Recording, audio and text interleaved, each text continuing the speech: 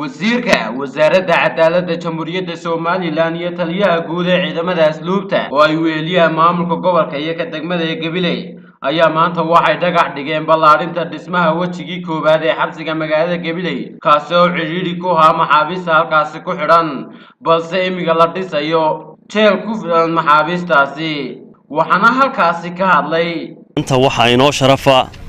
inaynu maanta dhagax dhigayno jeelkii Gabiley dhismihiisii in la bilaabo dhismayaasha maxaabiistu galeysay waxa maalgelinaysa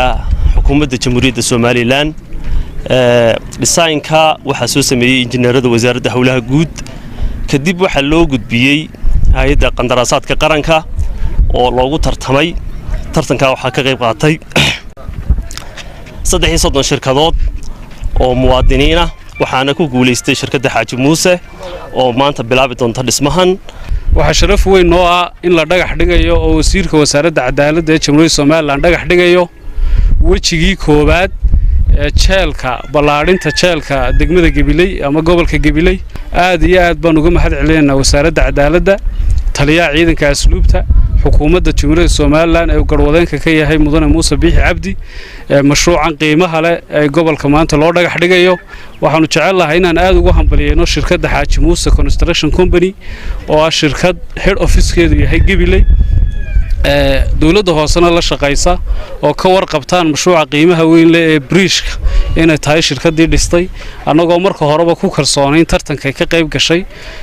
waa ku hambalyeeynaa runtii waxaananu wasiir idin marxad furana inay shirkadaasi si wadaniyad leh oo la xijeclo ku jirto ay dhismaha u fulin doonto saan horeba uga soo aragnay hadii loo helay aad iyo aad baan uga mahad celinayaa wasiirka iyo taliyaha hawsha ay ka howlgaleen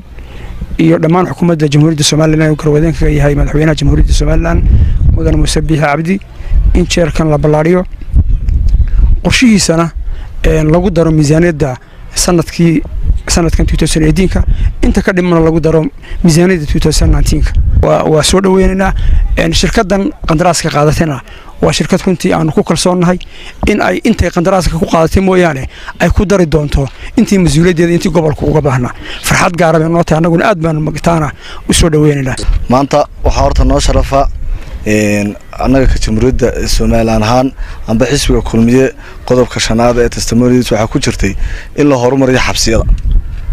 maanta waxaan u joognaa in horumarintii iyo ballaarintii xabsiga Gabiley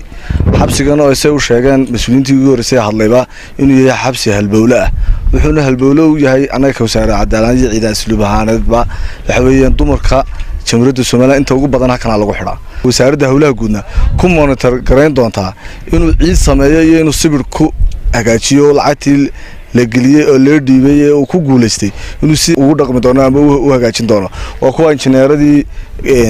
hawlaha guud waxaan u ilaalinaynaa dadka iyo dalkaba u xoogi si aan ugu ilaalino marka maanta waxaan ugu imanay inaan dhagax dhigno ka wasaaradda waa Maxamed Cabdi Cumar Maxamed Wadeen TV-ga RTN gobolka Gabiley